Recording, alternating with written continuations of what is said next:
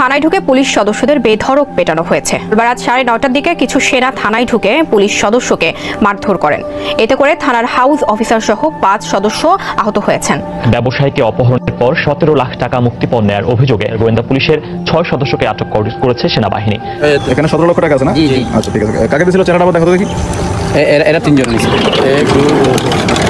এবং তাদের ক্ষেত্রে ডিসিপ্লিনারি অ্যাকশন নেওয়া হবে।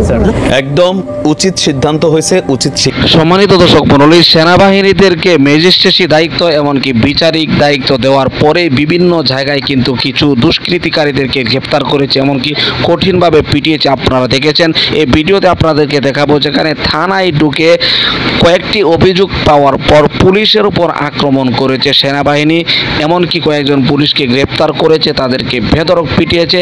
কেন পিটিয়েছে, কি কারণে সেনাবাহিনী পুলিশ কর্মকর্তাদেরকে পিটিয়েছেন, বিস্তারিত দেখলে আপনি রীতিমতো অবাক হয়ে যাবেন। হ্যাঁ প্রিয় দর্শক, অবাক হওয়ার মতো একটি ভিডিও নিয়ে উপস্থিত হয়েছে আপনাদের মাঝে। এই জন্য এই গুরুত্বপূর্ণ ভিডিওটি এক সেকেন্ডেও না টেনে ধৈর্য সহকারে শেষ পর্যন্ত দেখবেন। ছোট্ট একটা রিকোয়েস্ট করি, আপনি যদি আমাদের এই চ্যানেলটিতে নতুন দর্শক হয়ে থাকেন অবশ্যই চ্যানেলটিকে সাবস্ক্রাইব করে পাশে থাকা বেল বাটনটি অন করে দিবেন। প্রিয় দর্শক, কথা না বাড়িয়ে ভিডিওতে একটি লাইক দিয়ে দেখতে থাকুন সম্পূর্ণ ভিডিওটি। ঢুকে পুলিশ সদস্যদের বেধড়ক পেটানো হয়েছে। রাত 9:30টার দিকে কিছু সেনা থানায় ঢুকে পুলিশ সদস্যকে মারধর করেন। এতে করে থানার হাউস অফিসার সহ 5 সদস্য আহত হয়েছেন। এ ঘটনায় সেনাবাহিনীর 3 লেফটেন্যান্ট কর্নেল সহ 16 জনের বিরুদ্ধে মামলা করেছে পুলিশ। অভিযুক্ত সেনা সদস্যদের বিরুদ্ধে দাঙ্গা, হত্যা চেষ্টা এবং থানায় ঢুকে পুলিশ সদস্যকে অপহরণের অভিযোগ করা হয়েছে।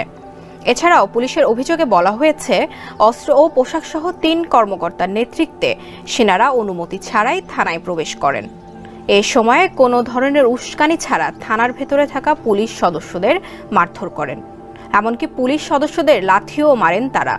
এ ঘটনার পর বিষয়টি পুলিশের ঊর্ধ্বতন কর্মকর্তাদের জানানো হলে দ্রুত সেখানে ছুটে যান কর্মকর্তারা।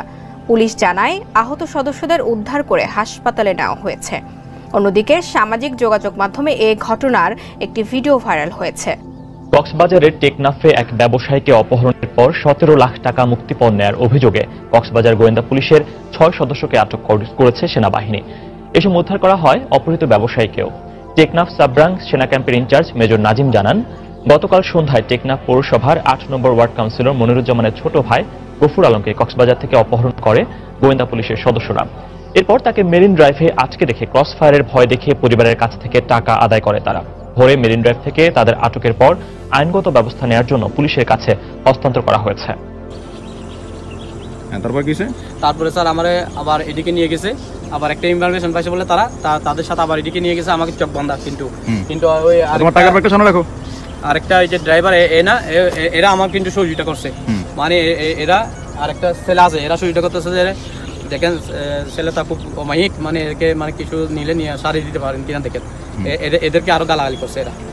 আচ্ছা, তারপরে টাকাটা কটার দিকে দিছো? এই 17 লাখ টাকা 4:10 থেকে। এখন টাকাটা আবার খুলে দেখি টাকা আছে কিনা আসলে। আমি আমার বাইকে সকালে দেখি দাঁড়াও, দেখি টাকাটা খুলে দেখো। সব বাইকেও দেখেন আস্তে আস্তে। এখানে 17 লক্ষ টাকা আছে না? আচ্ছা ঠিক আছে। কাকে দিয়েছিল চেহারাটা আবার দেখাতে দেখি। এরা 3 জন নিয়েছিল। স্যার হাতটা খুলেন না। দেখি ভাই, হাতটা নামো তো ভাই, দেখি হাতটা নামো। আমাকে মা দূরে গালাগালি করছে, অনেক গালাগালি করছে। আমরা দেখতেছি, ঠিক আছে, আমরা দেখতেছি।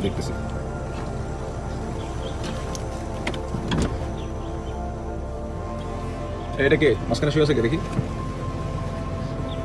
লাইট আছে তো? না, লাইট লাগবে না, আপনি চেহারা ক্লিয়ার আসতেছে। ঠিক আছে। তারপর কি তোমাকে ছাড়ছে কখন? আমাকে ছাড়ছে পৌনে 5:60টার দিকে। 7:10 টাকা দিলাম, 5:60টার দিকে আমাকে ছেড়ে দিল। 17 লাখ টাকা নেওয়ার পরে? জি। আমি বলছি যে 14 লক্ষ টাকা জোগাড় ছিল, একজনের 50,000। আমি বলছি যে আর বাদ বাকি টাকা আমি বিকাশে দিব, শালা হতে ওই টাকাই দিবি, তোরা আবার নিয়ে যাবো, ওই টাকা দিলে আবার ছেড়ে দিব আমাকে বলতেছে। বুঝতে পারছি, ঠিক আছে, ওকে। তুমি তো ছাড়া পাইছো নাকি? জি, মাত্র পাইলাম আর কি। আচ্ছা, তোমরা কি এখন এই ব্যাপারে কোনো অভিযোগ মামলা কিছু করতে চাও? মামলা করতে চাও? আচ্ছা ঠিক আছে। আমি একজন ব্যবসায়ী, আমি একজন বড় বাজার ব্যবসায়ী। আমাকে তোমার নাম পরিচয় বলো তো। আমি টেকনাফ 8 নম্বর ওয়ার্ড কাউন্সিলর মনিরুজ্জামান। আচ্ছা, তোমার পরিচয়? আমি টেকনাফ 8 নম্বর ওয়ার্ডের একজন নাগরিক। আমার নাম মোহাম্মদ গফুর আলম। কি করো তুমি? আমি ব্যবসা করি উপরে বাজার। কিসের ব্যবসা? ইম্পোর্ট করি চায়না থেকে, মায়ানমার থেকে। কি ইম্পোর্ট করো? কম্বল, বেডশিট, আপনার টাওয়াল, এগুলো আর কি। ঠিক আছে, এই নাম্বারটা দেখি। ঠিক আছে, ওকে। কক্সবাজার সকালে গেছিলাম, কালকে সকালে ইনকাম ট্যাক্স আমরা ফাইল করার, ইনকাম ট্যাক্স দেওয়ার জন্য। আমরা ইম্পোর্ট করি চায়নার থেকে আর মায়ানমার থেকে। তো স্যার আমি ইনকাম ট্যাক্সে আমি উকিলের বাসায় ঢুকছি। উকিলের বাসায় ঢোকার পরে আমি বাইর হওয়ার পরে একটা হোটেলে গেছিলাম আলগুনিতে গিয়ে হোটেল থেকে খাওয়ার পরে আমি নিচে আসলাম, দাঁড়ার পরে এরা 6-7 জন লোক গেছে। যার পরে ওদের আপনার নাম কি? আমার নাম আব্দুল গফুর। ওদের আপনি এদিকে আসেন, আমাকে এদিকে ডাকার পরে নিয়ে গেছে। আমার কোথায় নিয়ে যাচ্ছেন? ওদের আসেন, কোনো অসুবিধা হবে না। আমাকে চোখটা বন্ধ করে দিয়েছে, কোথায় নিয়ে গেছে তা আমি জানি না। যাওয়ার পরে আমাকে বলছে 1 কোটি টাকা দিতে হবে। স্যার আমি এই টাকা পাবো কোথা থেকে? এরা বলছে। গেটটা খোলো, দেখা তো, গেট খোলো।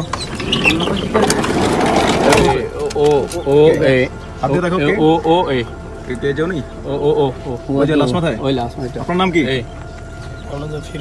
ফিরোজ। র্যাঙ্ক সহ বলেন। এসআই ফিরোজ। আর কি বলছেন? আর বলছে এই যে আপনার নাম কি? মুস্তফা। এসআই মুস্তফা। আচ্ছা, ঠিক আছে। তারপর স্যার আমাকে বলছে, আমাকে এখানে অনেক মারধর করছে, আমাকে হ্যান্ডকাপ লাগাইছে, ফেলে দিছে। তো আমাকে বলছে যে শালা তুমি যদি 1 কোটি না তোকে যেতে পারবি না, তোমাকে ক্রস ফায়ার দেবো।